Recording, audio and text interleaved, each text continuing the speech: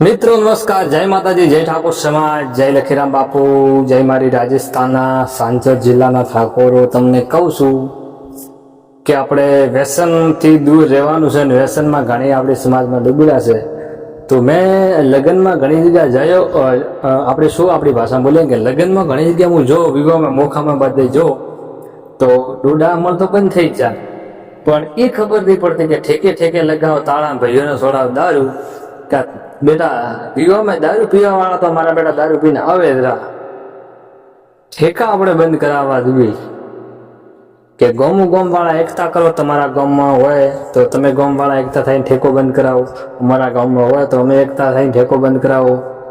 શું કે દેખો કે અમલ લોડા તો બંધ કર્યા સરકારે, બેટા દારૂ વાળા રહ્યા ને વિવો મેન ધોનો મેન દારૂ પી પીને આપો કરે. મેં રિયલમી ભાડેલા આપું, ખોટો ના બોલે, પીધેલા આપણને મળેલા તો આપણને થાપડે. અને બીજું મને વિવો મોખોમાં ઘણી જગ્યાએ હું ગયો તો ઘણા ભાઈઓ ઘણા મિત્રો મને પૂછ્યું કે અર્જુનભાઈ તમે વ્યસનની વાત કરો, વ્યસન છોડો, દારૂ છોડો, તો કે તમારા મિત્ર તમારા દોસ્તને છોડાવો ને તમે જો. તો આમાં એવું કે હું નહીં એકને કંઈ કહેતો, ભલે મારો દોસ્ત હોય મિત્ર હોય એને હું ના કહું, એને એમ નહીં કહેતો કે ભાઈ તું આચમ ખાય છે, આચમ પીએ છે, આ છોડી દે, આ નહીં કરવાનું.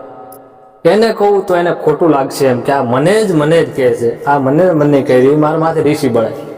એ કહે છે કે મને તો કહી રહ્યો કે મારા માથે ઋષિ બળે. તો એના જ કારણે સોશિયલ મીડિયામાં હું વિડીયો બનાવીને શેર કરું કે અપલોડ કરું કે તમે વ્યસન છોડશો તમારી જિંદગી સુધરશે. જો આમાં કહેતા ફાયદા કે આપણે વ્યસન છોડજો આપણું શરીર સુધરશે, બદનામી બરબાદી બધું સુધરશે આપણે. અને વ્યસન કરવા મળશે તમે બદનામ થશો, બરબાદ થશો, તમારી ઘરે કોઈ નહીં આવે, પણ છોકરાઓનો અગમણે કોઈ નહીં કરે તમારે. કે દારૂડિયા ઘરે શું દેવા હતા, શું હશે, શું ખાશે. અને ભલે દારૂડિયા ન હોય ને જમીન ન હોય તો એને મનખ આજકાલ છોકરી દે પી. અને હમણાં તો એવું શું હેડે તમારે થા કે દારૂડિયા ઘરે છોકરી દેવી આપ નહીં, દારૂડિયો યાર કરે. અને ભલે જમીન ન હોય દારૂડિયા ન હોય તો યાર ઘર દેવી તો છોકરી તો સુખી રહે, છોકરીને તો દુઃખ નહીં. મેન પ્રોબ્લેમ આ હે. તો આપણી સમાજને દારૂ છોડવો જરૂરી છે અને ઠાકોર સમાજમાં એકતા સંગઠન બનાવવું જરૂરી છે. મિત્રો આજના વિડીયોમાં તો એ તો છે.